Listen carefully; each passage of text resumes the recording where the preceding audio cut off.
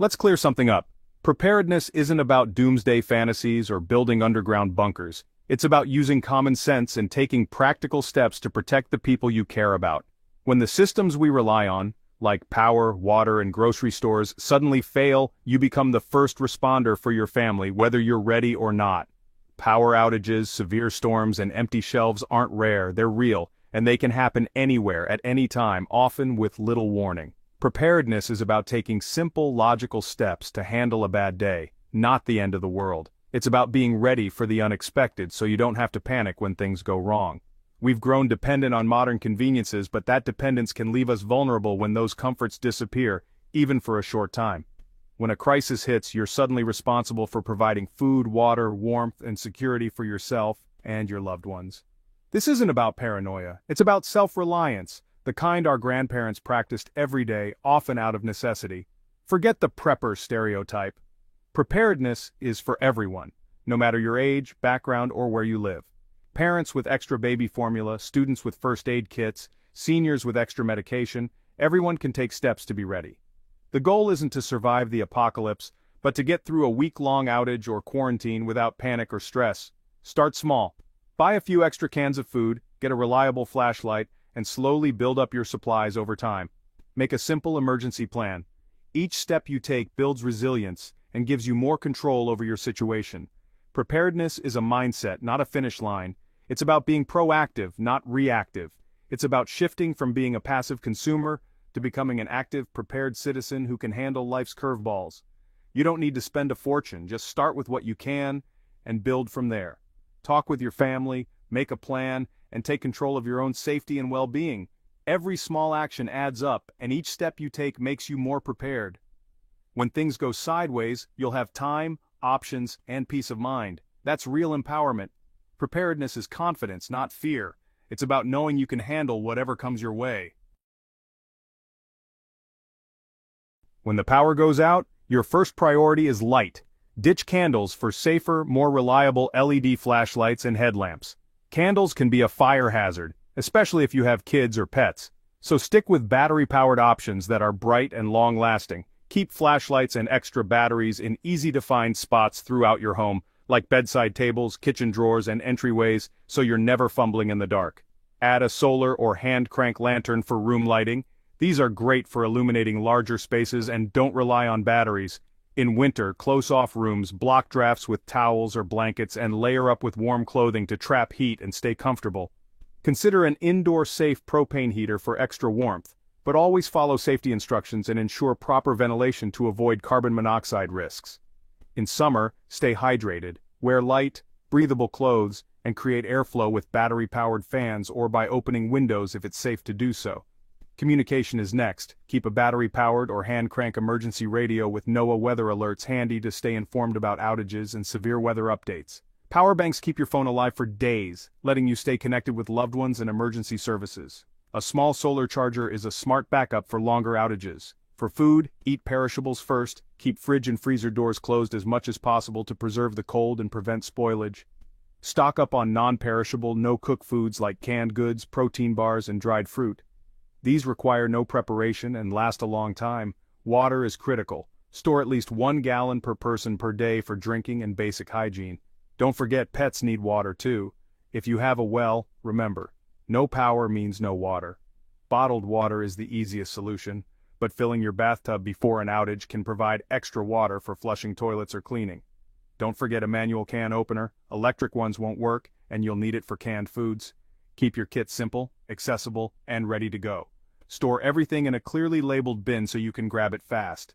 These basics turn a blackout from a crisis into a manageable inconvenience, letting you stay calm and comfortable.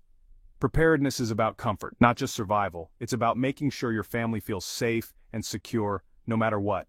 Start with these essentials and build from there, adding items that fit your family's unique needs. You'll thank yourself when the lights go out, knowing you're ready for anything. Food and water are your foundation. Without them, everything else becomes much harder. In any emergency or uncertain time, having reliable access to food and water is the first step toward feeling secure and in control. Start by building a deep pantry, simply by buying a little extra of what you already eat each time you shop. This way, you're not just stockpiling, you're creating a practical, usable reserve. Aim for a 2-week supply of food for everyone in your household. Once you reach that goal, gradually expand your reserves as your budget and space allow. Focus on nutrition and easy prep.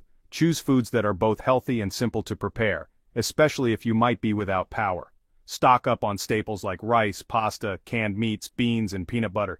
Don't forget comfort foods like coffee or tea, which can make tough days feel a little more normal. Include no-cook options. Protein bars, jerky, nuts, and crackers are great for quick energy and require no preparation at all. Rotate your stock every 6 months to avoid waste and keep everything fresh. Check expiration dates and use up older items first.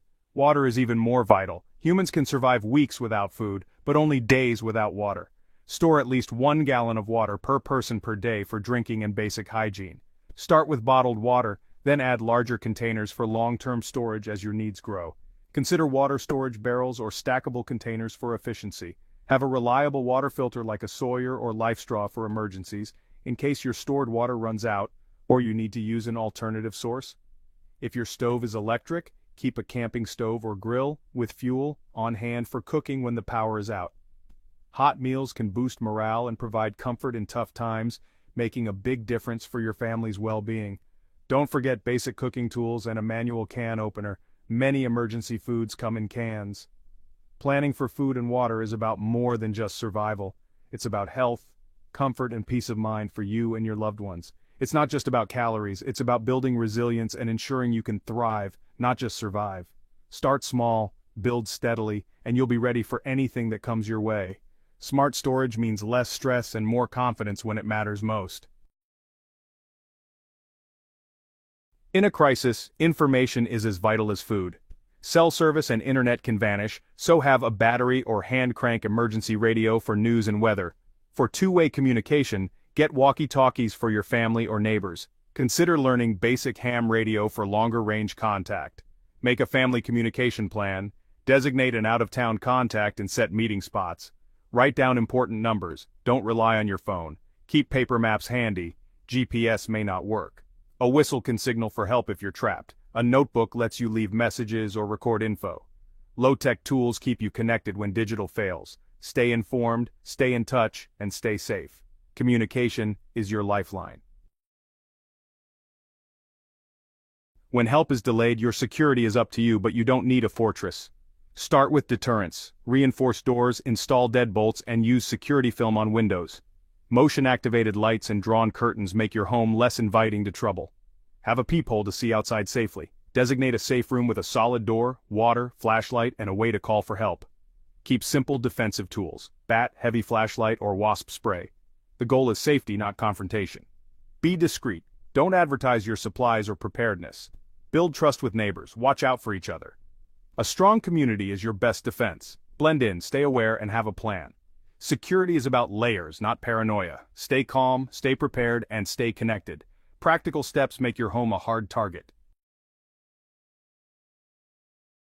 Crisis is as much mental as physical. Manage your mindset. Accept the situation, focus on what you can control, and take action. Structure your days, set routines, assign tasks, and keep everyone engaged. Routine brings calm and predictability. Boost morale with comfort items, books, games, treats, or music. Celebrate small wins and find reasons to laugh. Limit your news intake. Check updates at set times, then turn it off. Protect your mental space from negativity. Focus on your immediate environment and those with you.